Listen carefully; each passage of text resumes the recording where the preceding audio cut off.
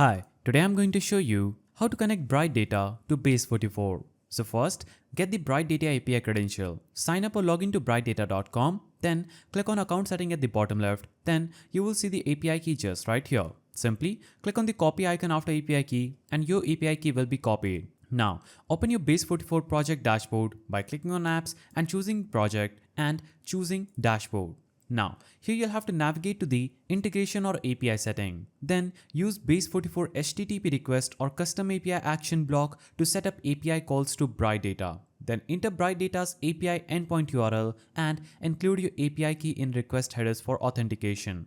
What you can also do is simply navigate back to integration and search for Bright Data and click on Bright Data.